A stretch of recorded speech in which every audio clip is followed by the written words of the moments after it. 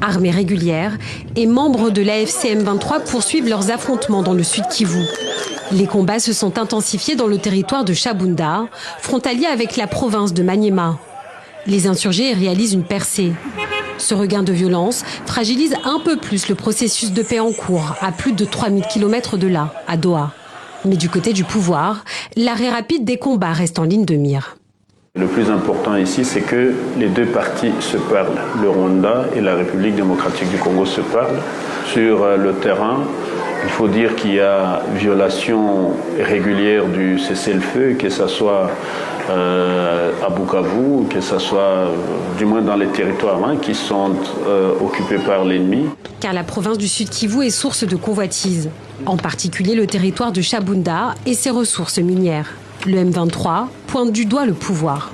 Cette posture belliciste, cette posture offensive ne facilite pas la tâche à la solution politique.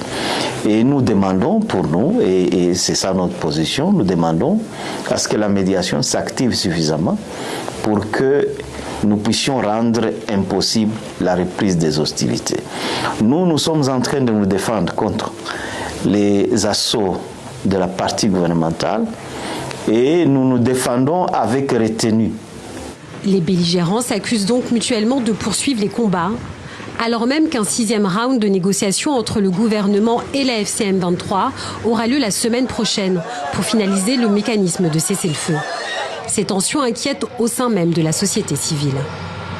Le fait de dire qu'il n'y aura plus les assises à Doha cette semaine, on a eu crainte et on commence à se poser mille et une questions. On s'est dit, est-ce qu'il n'y a pas encore les dessous des tables qu'on nous cache, qu'il n'y a pas de couloir humanitaire, il n'y a rien, nous souffrons, mais les accords tardent de ne pas être signés. Jusqu'à la semaine prochaine, les canaux de discussion restent ouverts.